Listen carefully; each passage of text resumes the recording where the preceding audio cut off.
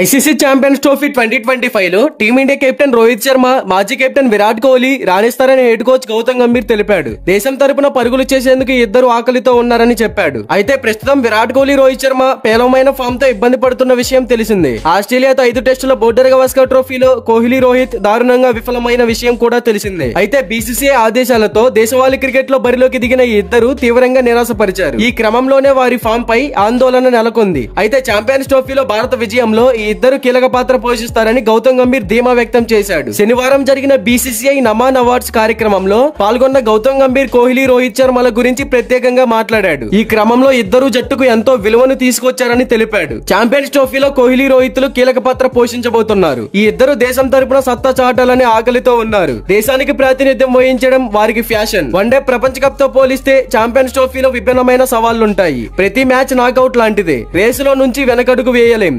ఈ టోర్నీలో విజేతగా నిలవాలంటే మేం శుభారంభం చేయాలి. 5 మ్యాచ్లు గెలవాలి. నా దృష్టిలో విరాట్ కోహ్లీ, రోహిత్ శర్మలు ఇద్దరు డ్రెస్సింగ్ రూమ్ భారత క్రికెట్ కు ఎంతో విలువని తీసుకొచ్చారు. కాబట్టి వారితో పాటు మిగతా ఆటగాళ్లు కూడా గెలవాలనే కసితో ఉండాలి. అయితే ఫిబ్రవరి 23న పాకిస్తాన్ తో జరిగే మ్యాచ్ కోసమే ఛాంపియన్స్ ట్రోఫీలోకి బరిలోకి దిగడం లేదు. ఈ టోర్నీలో ఆడబోయే 5 మ్యాచ్లు మాకు ముఖ్యమే. దుబాయ్ వెళ్లి అన్ని మ్యాచ్లు గెలవడమే మా లక్ష్యం. టోర్నీ మధ్యలో పాకిస్తాన్ తో మ్యాచ్ ఉంటే సీరియస్ గా తీసుకునే వాళ్ళం. భారత్ పాకిస్తాన్ లో తలబడుతున్నప్పుడు భావోద్వేగాలు తారాస్థాయిలో ఉంటాయి. కానీ పోటీ మాత్రం ఇతర మ్యాచ్ లాగానే ఉంటుంది.